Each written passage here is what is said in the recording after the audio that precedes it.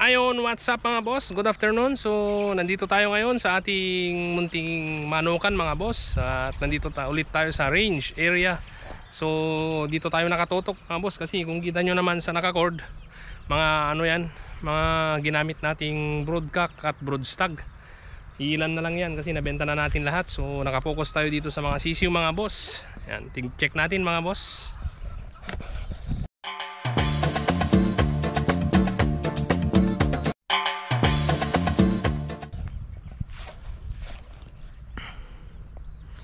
So ayan mga boss, kung mapapansin nyo, kalat-kalat na sila. Mayroon na dyan.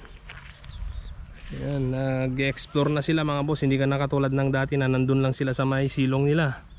Ayan Ayan na sila mga boss. Nagliliparan na. Kahanap-hanap na sila. Nagkikipaghabulan na sila sa mga mga boss, sa mga insekto. So ayan, kung hapon kasi dito may mga lumilipad-lipad mga boss na insekto.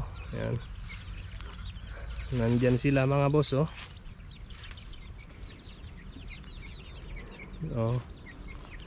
So naghahanap-hanap na sila ng iba pang makakain. Kumakaykay na sila dyan mga boss, maliban dito sa kinakain nila dito sa loob mga boss.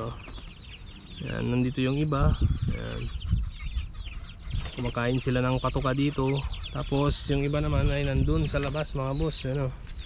Yung mga busog na yan, yung mga naghahanap-hanap na lang ng makakain nilang iba mga boss. Yan, meron na rin dun sa taas. Kung mapapansin nyo mga boss,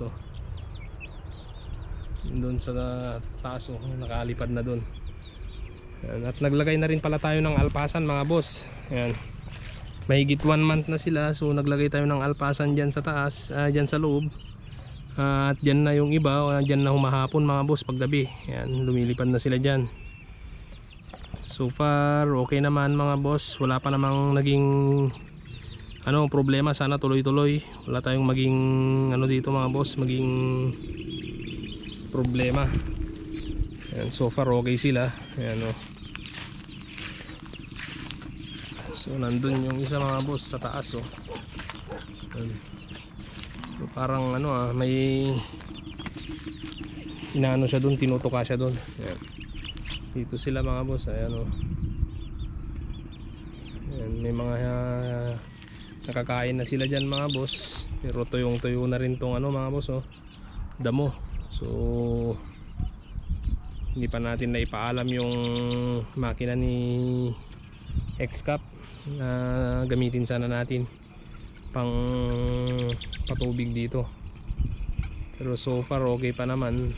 Hindi pa naman ganun kainit pag medyo maganda yung simoy ng hangin dito mga boss pag ganitong hapon. Yan kalat-kalat na sila. Ito yung mga boss, unang papisa natin. So sa susunod, yung mga nandun sa bahay, pag nakahabol na sila ng ganito kalaki, ilalagay na rin natin dito mga boss pagdating ng pag medyo okay na sila doon.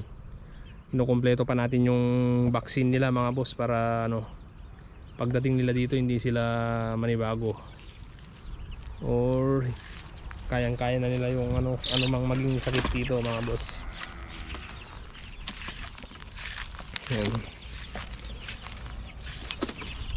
Yan sila. At dito mga boss, minsan pa lang tayo, isang beses pa lang tayong nag bacterial flushing dito.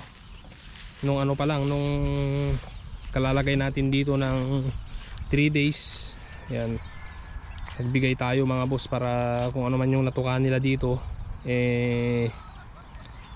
maagapan agad. So far okay naman. Wala pa naman tayong napapansin na nananamlay or man na sa mga ipot nila. Maayos naman mga boss. Tuwing umaga tinitignan ko, maayos naman sila. Yan. Isang naging problema lang natin dito noon is yung feather pecking. Yun yung medyo naging natin, kaya yung iba dyan medyo yung balahibo. So pagdating siguro ng mag 2 months, pag nag 2 months na siguro sila mga boss, tatanggalin na natin yung mga babae dyan. Titingin na lang tayo sa markings. Bawat markings magtitira na lang tayo ng mga pailan-ilan para Yung iba tanggalin na kasi matakaw sa pagkain ng mga ano mga boss, mga pullet dyan ano. So itong mga tipi natin na pinagpalitan noon mga boss nandito lang, nilagay lang natin dito para at least yung mga iba kung gusto nilang pumunta dyan magsilong sa tanghali, pwede rin dagdag silong na rin nila para ano mga boss, hindi sila masyadong crowded sa loob. Pero plano kong magdagdag pa ng ano mga boss ng isa pang shade net dito pag naihalo na natin yung nandun pa sa bahay. Pag nailagay na natin dito, lalagay pa tayo ng shade net na isa mga boss, extend natin dito para ano lumawak pa yung silungan nila. Kasi tinesting ko nung pumunta ako dyan sa loob ng tanghali, hindi mo ramdam yung ano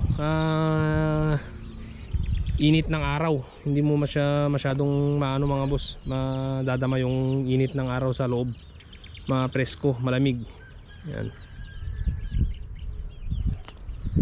Yan, sana pagdating ng araw mga boss makabenta tayo, may mga magkagusto. Yan.